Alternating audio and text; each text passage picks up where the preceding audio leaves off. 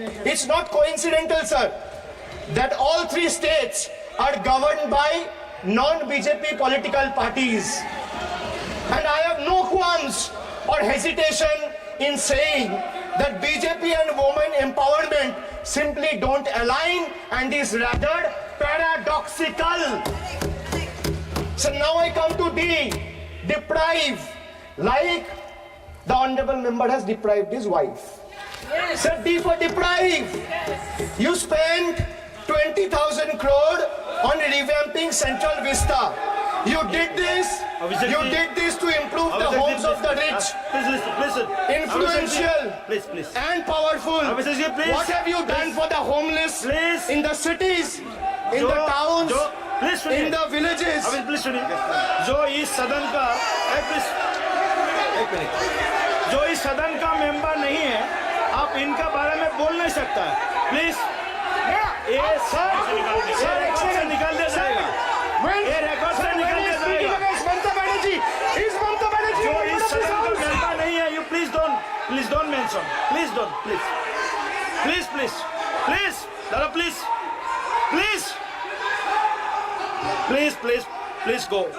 go back, please आपको please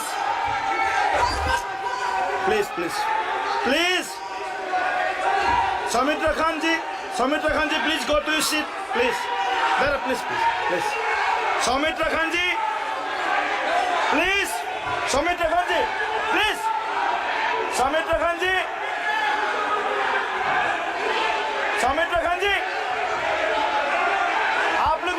आप लोग भी बैठे, हम आसान से खड़ा हो गया। आप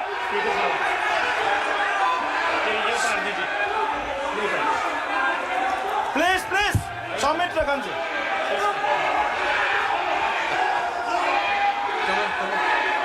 चलिए मानिए प्लीज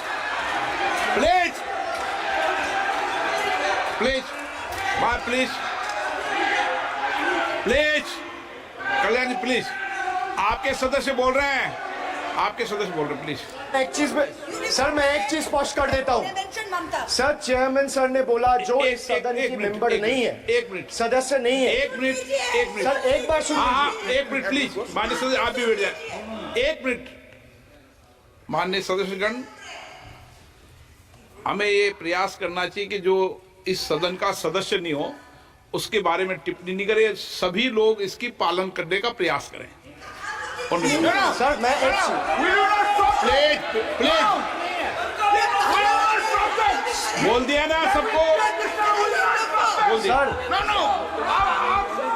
लोग तो बोलते हैं, बीजेपी जब करता है हम लोग कुछ नहीं बोलते, क्यों नहीं? एक मिनट, क्यों नहीं?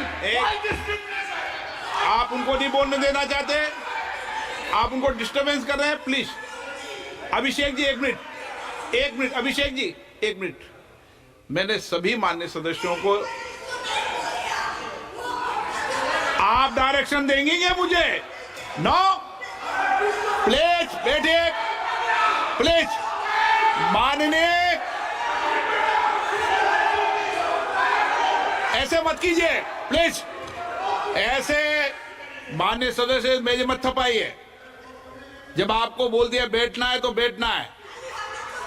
अभिषेक जी, मैं एक चीज से स्पष्ट करता हूँ, ऑनरेबल चेयरमैन सर ने बोला जो इस सदन के सदस्य नहीं है, कोई भी सदस्य उनके खिलाफ कोई टिप्पणी नहीं करेगा। सर मैं आपसे इतना पूछना चाहता हूँ, पश्चिम बंगाल के चीफ मिनिस्टर ममता बनर्जी सदन के सदस्य है? नहीं है, तो उन्होंने क्यों टिप्पणी किया? सर आप अपना पद का मान रखिए सर, उनको उठ के बोलिए माफी मांगेगा, then I continue my speech. No sir, you have to intervene. Sir, you are the speaker of this house. No sir. एक मिनट प्लीज, मैं हाथ जोड़ के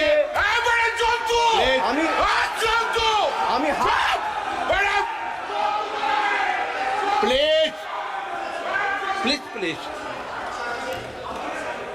आग्रह करता हूं, विनम्र रूप से मैं आग्रह करता हूं सर, उनको बोलिए आप स्पीकर के नाते, अध्यक्ष के नाते, इस सदन का गरिमा के लिए आप उनको बोलिए उठ के वो माफी मांगेगा।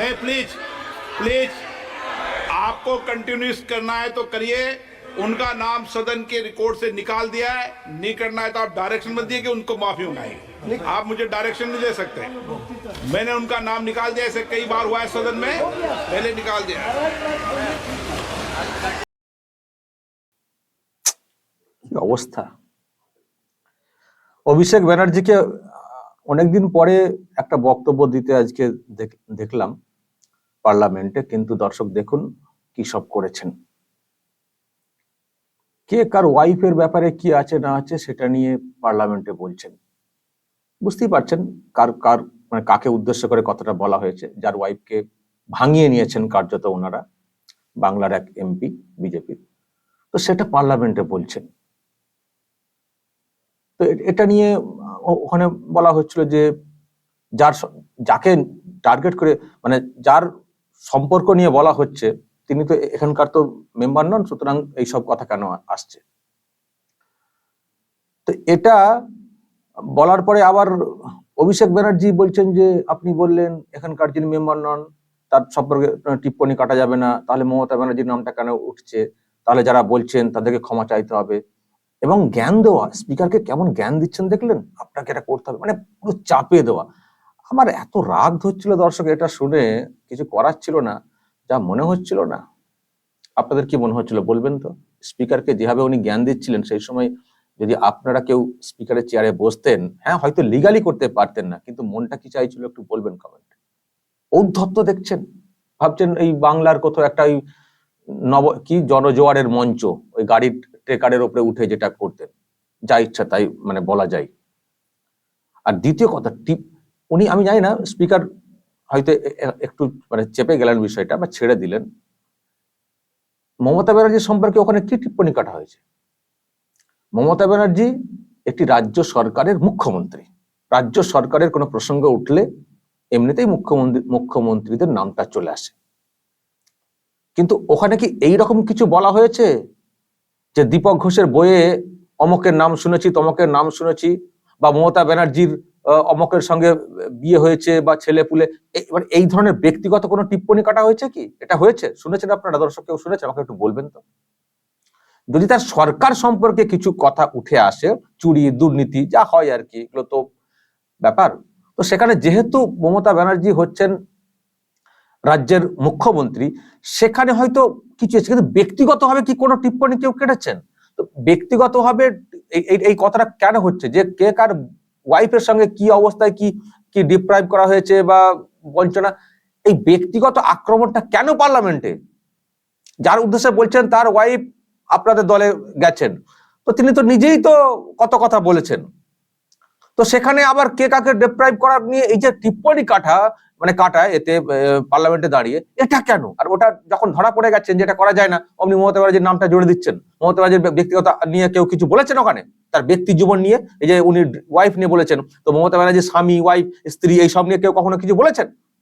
গুলিয়ে দিচ্ছে, আবার জ্ঞান দিচ্ছেন স্পিকারকে, আপনাকে করতে হবে, আপনি স্পিকার, অমুক তমক। মানে ঔদ্ধত্যের চরম সীমা। অনেক কিছু ঘটনা আজকে ঘটেছে, ঔদ্ধত্যের চরম সীমা। আমি আরো আপনাদেরকে শোনাবো, মানে সত্যি আমি আর একটা বক্তব্য শোনাবো যেটা খুবই হাস্যকর হয়ে গেছে। আমি আপনাদেরকে একটা বক্তব্য শোনাবো। আমি যেটা বলছিলাম যে এইরকম টিপ্পনি কেটে যেভাবে মানে বলার চেষ্টা করেছেন, যেন কি পেয়ে গেছেন পার্লামেন্টে। আজকে অনেক অপমানিত হয়েছেন। আমি আপনাদেরকে একটা পাঠ শোনাবো। উনি যে পার্লামেন্টে যান না, খোঁজ রাখেন না কি আলোচনা হয় না হয়, কৃষি বিল নিয়ে উনি একটা বিষয় বলতে গিয়ে কেমন থাপ্পড়টা খেয়েছেন কার্যত, আপনাদেরকে একটু শোনাবো। Consultation with the farmers or farmer organization or any opposition party. Please इसको रिकॉर्ड को क्लियर कर लो। इस सदन में 5.5 घंटे चर्चा हुई थी। इस सदन में किसान विधेयक, हाँ हुआ है बिल पे कोई चर्चा नहीं हुआ है, बिल पे कोई चर्चा नहीं हुआ है किसान बिल पर। सर जब स्पीकर बोलता है तो बोलता है और वो सही बोलता है। सर बिल पे आप कोई करेक्ट करो चर्चा अपना। नहीं हुआ है सर। भाई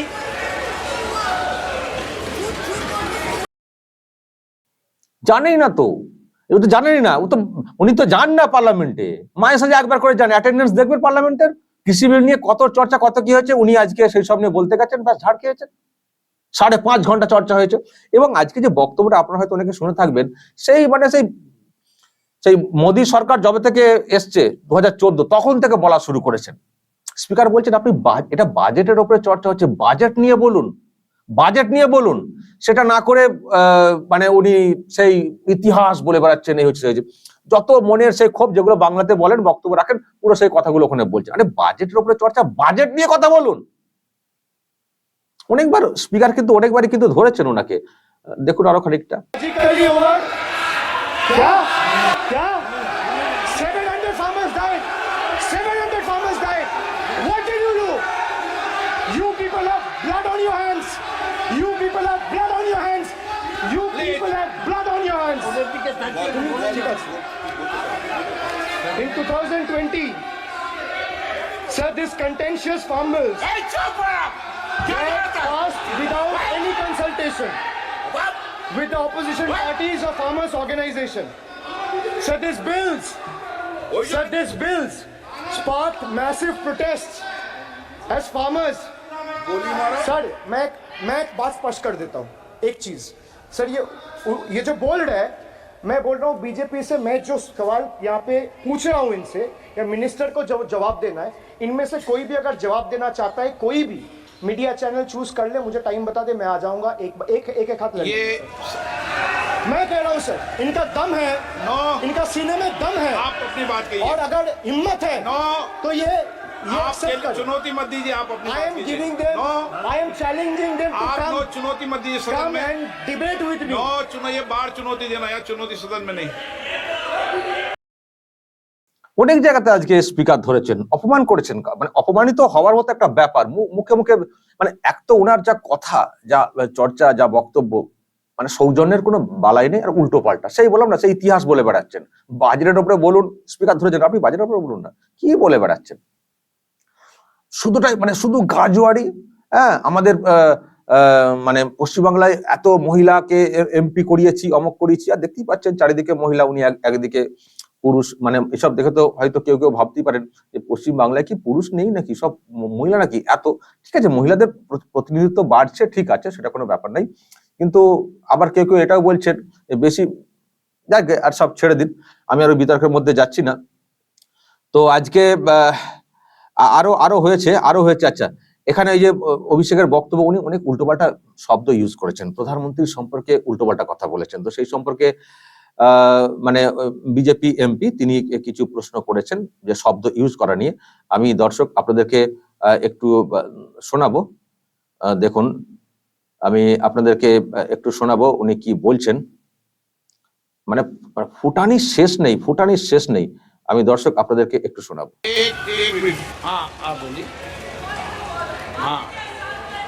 एक नहीं बल्कि 3 बार अनपार्लियामेंट्री लैंग्वेज का इस्तेमाल करा है।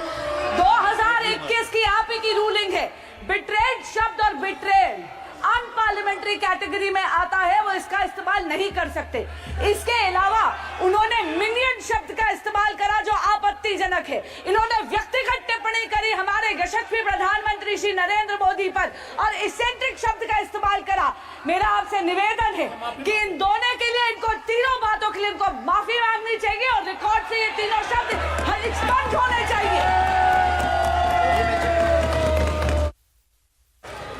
साहब, आप सारा विषय जो आपने उठाया मैं उसको चेक करूंगा, और माननीय सदस्यों से मेरा आग्रह है कि कई माननीय सदस्य आसन को चुनौती देते हैं, आसन पर टिप्पणी करते हैं।